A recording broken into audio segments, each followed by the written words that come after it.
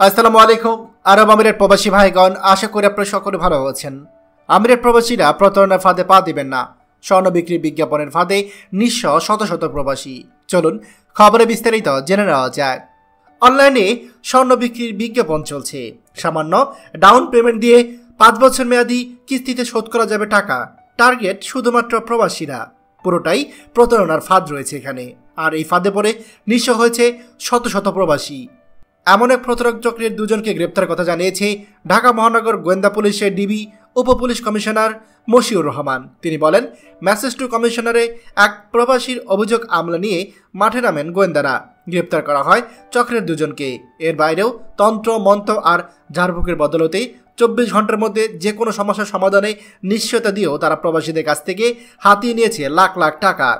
প্রবাসে থাকা স্বামী দেশে থাকা স্ত্রী ও ছেলে মেয়ে নিয়ে চিন্তিত থাকাটা স্বাভাবিক। স্ত্রী সন্তানদের সুরক্ষায় চেষ্টার কোনো কমতি নেই তাদের। আর এই ধরনের প্রবাসীদের টার্গেট করে অনলাইনে সক্রিয় এক শ্রেণীর প্রতারক। তারা 24 ঘন্টার মধ্যে বদজিন থেকে মুক্তি, জাদুটোনা, বশীকরণ, এমনকি বিচ্ছেদে পারদর্শী এই চক্রের সদস্যরা। প্রতারণার এই ভেলকিবাজির ফাঁদ পাতা হয় শুধুমাত্র প্রবাসীদের জন্যই। আর এই ফাঁদে পা দিয়ে নিঃস্ব হয়েছে অনেকে বলে জানান তিনি। মশিউর রহমান আরও বলেন, এই চক্রের প্রতারণায় আরেক হাতিয়ার অনলাইনে স্বর্ণালঙ্কার বিক্রি। সামান্য পরিমাণ ডাউন পেমেন্ট দিয়ে যে কোনো মূল্যে স্বর্ণালঙ্কার ক্রয় করতে পারবেন প্রবাসীরা। এই সুবর্ণ সুযোগ হাতছাড়া করতে চায়নি অনেক প্রবাসী।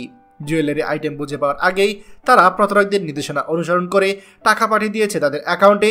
সম্প্রতি এক প্রবাসী মেসেজ টু কমিশনারে এই সংক্রান্ত অভিযোগ আসে। অভিযোগ পাওয়ার পর সেটার ছায়া তদন্ত শুরু করে গোয়েন্দা পুলিশ।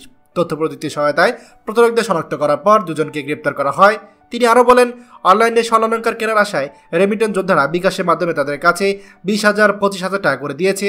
আমাদের জানা মতে কয়েকশো রেমিটেন্স যোদ্ধা তাদের কাছে এই পরিমাণ টাকা দিয়েছে। টাকা দেওয়ার পরপরই তাদের বিকাশ নাম্বার এবং মোবাইল নাম্বার এবং হোয়াটসঅ্যাপ নাম্বার বন্ধ হয়ে যায়।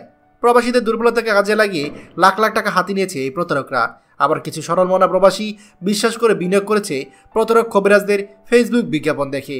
কিছুদিন পর তাদের উদ্দেশ্য হাসিল হওয়ার পর এইসব কবিরাজরা তাদের ফেসবুকের পেজ বন্ধ করে দেয়। এইভাবে তারা প্রবাসীদেরকে ঠকিয়ে আসছিল।